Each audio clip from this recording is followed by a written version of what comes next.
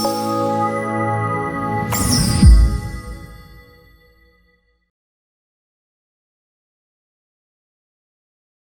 అంబులెన్స్ల ద్వారా అత్యవసర సేవలు పట్టణ ప్రాంతాల్లో 15 నిమిషాల్లో, అంటే మీకు కాల్ వచ్చినప్పటి నుంచి 15 నిమిషాల్లో ఎవరైతే బాధితులు ఉన్నారో, లేదా ఏదో యాక్సిడెంట్ పోయారో, లేదా ఇతర ఇబ్బందికర పరిస్థితులు ఉన్నారో వారి దగ్గరికి వెళ్లాల్సిన అవసరం ఉంది అధ్యక్ష. 15 నిమిషాల్లో అర్బన్ ప్రాంతంలో వెళ్లాలా కాల్ వచ్చిన తర్వాత, ఆ 108 కాల్ వచ్చిన తర్వాత. అయితే 2021లో అది 15 నిమిషాల్లో వెళ్లాల్సింది 31 నిమిషాల 16 సెకండ్లు అయింది అధ్యక్ష. 2022కి వచ్చేసరికి అది 17 నిమిషాల 21 సెకండ్లు, 23లో 17 నిమిషాల 23 సెకండ్లు, 2024లో 22 నిమిషాల 46 సెకండ్లు అయింది అధ్యక్ష.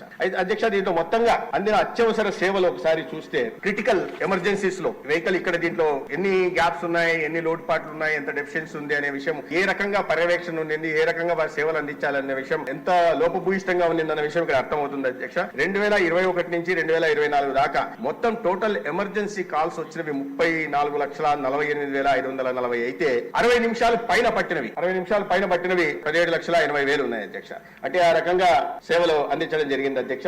అధ్యక్ష, ఈ ఏఈఎంఎస్ ఈ 5 సంవత్సరాల్లో అనేక డెఫిషియన్సీస్ కూడా కనిపించాయి. నేను సభ్యులు అడిగిన విషయాలకి పూర్తిగా సమాచారం ఇచ్చే ప్రయత్నం చేస్తున్నాను. గతంలో ఈ కాల్ రీచ్ టైం అనేది గతంలో అధ్యక్ష, కాల్ వచ్చినప్పటి నుంచి పేషెంట్ దగ్గరికి వెహికల్ పోయిన సమయాన్ని రీచ్ టైం గా చూసేవారు. అయితే వీరు టెండర్ లో ఆ మార్పులు చేసి కాల్ వచ్చిన సమయం కాకుండా అంబులెన్స్ ఎప్పుడైతే బయలుదేరి గమ్యస్థానం చేరడాన్ని రీచ్ టైం గా పెట్టుకున్నారు అధ్యక్ష. ఆ రకంగా కూడా అప్పటికి కూడా ఆ సమయాన్ని తగ్గించి కాల్ వచ్చిన సమయం కాకుండా అంబులెన్స్ బయలుదేరే సమయాన్ని తీసుకున్నప్పటికీ కూడా ఈ ఇంత పెద్ద ఎత్తున 60 నిమిషాల పైగా దాదాపు 50% సర్వీసెస్ అందించారనే డెఫిషియన్సీస్ ఉన్న విషయం మనకి ఇక్కడ అర్థమవుతుంది అధ్యక్ష. అధ్యక్ష, గౌరవ సభ్యులు వీటిల్లో గోల్డెన్ అవర్ గురించి ప్రస్తావించారు. గోల్డెన్ అవర్ సర్వీసులు ప్రధానంగా చెప్పాలంటే చాలా లోపభూయిష్టంగా ఉన్నాయి. 11 నుంచి 20% గోల్డెన్ అవర్ లో చేరిన సందర్భాలు 11 నుంచి 20% మాత్రమే ఉన్నాయన్న విషయం మనకు దీంట్లో చూస్తే అర్థమవుతుంది అధ్యక్ష.